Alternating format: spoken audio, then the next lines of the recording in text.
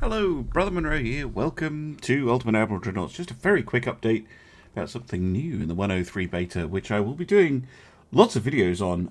But the problem is, well, it doesn't say that this has changed. It's just an update that has come out for the 103 beta. There's no change in the version number, but some things have been added to the campaign. If you go to New Campaign, you get some options. You get Italy, Austria-Hungary, which is pretty cool, Britain, France, and Germany.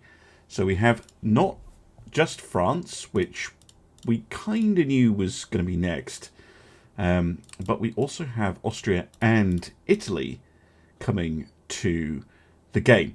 Now, unfortunately, at present, the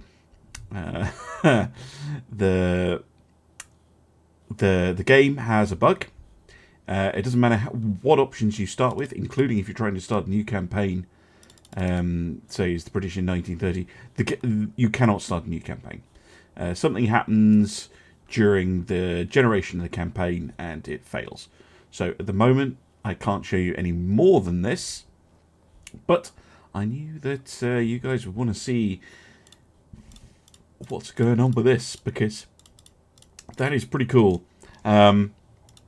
Really excited to try the new nations, because as well, this means that we are getting, well, hopefully it means we're getting, it could be a mistake, of course, but hopefully it does mean that we are getting the full diplomacy system, and the war and the peace, so you can start in 1890 and play right through to the end of the campaign, whatever the victory conditions are for that, rather than just a single war between two nations. So that's going to be really, really interesting. If you see my video Beyond Peace, where I did the UK campaign, you could I have kind of been able to have a look at what happens in peacetime. It's quite cool. You get events popping up, and you can kind of choose damage relations or increase your budget and this kind of thing. Obviously you'll be able to do a lot more in the research system, which I've also been playing around with a little bit more off camera. But exciting stuff. I should actually have a read and see what they say about them. Italian Empire has been formed quite recently. Yep. It can barely be called an empire. Harsh. A few colonies in East Africa. Under the declining shadow of the Ottoman Empire. Interesting, because the Ottomans, of course, not in the game at all. Yeah, interesting. Choosing the right ally from the start. Yeah, this is mentioned in quite a lot of the descriptions, allies, and who you could ally with potentially. Austro-Hungary, or Austro-Hungarian Empire, is a multinational union of states forming together a powerful nation, which is virtually a continuation of the Habsburgs. Yep. Largest and most populous countries in Europe, possessing heavy industry, and one of the largest land armies in the world. The Austro-Hungarian Navy is currently small, but not for long, since they do not want to hide their thirst to build the strongest naval power in the Mediterranean. Yes, it may ignite a serious political situation. Yeah, just a bit. Interesting.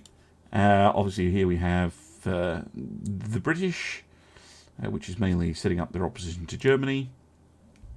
The French Empire controls at least one colony in each continent of the world.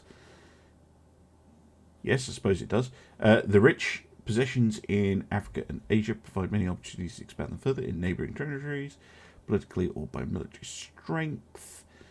Interesting, they're talking about colonies quite a lot. I know that, this is the era of colonial expansion, but I'm wondering how, stuff going on, is there some form of impact on colonies and overseas stuff? Anyway, interesting. A strong fleet is required constantly to protect French overseas waters, but this is risky, while Germany and Austria-Hungary rise as major military powers in Central Europe.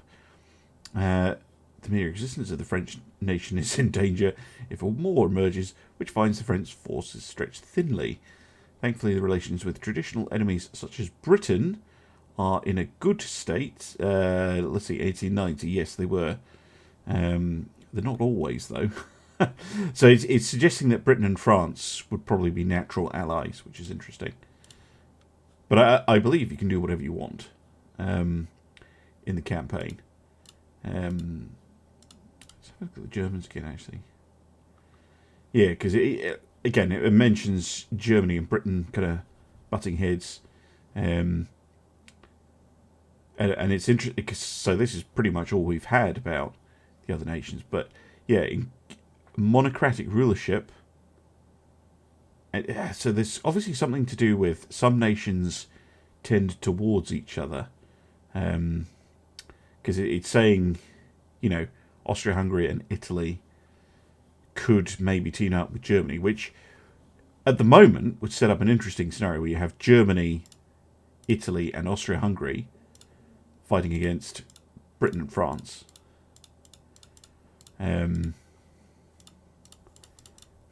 Very, very interesting. Sadly, I can't show you anymore, but just a quick little video to update you. Hopefully, this will be patched very, very soon, and I'll be able to show off the campaigns. Let me know in the comments of the video, which nation would you like to see first with me playing a campaign with them? Do you want to see France? Do you want to see Italy? Or do you want to see Austria-Hungary? Don't worry, I'll do all three. And I'll probably go back to UK and Germany as well. Because we'll be able to play right the way through. So, exciting stuff, exciting times. And I hope to see you again soon for some more Ultimate Admiral Dreadnoughts. Bye for now.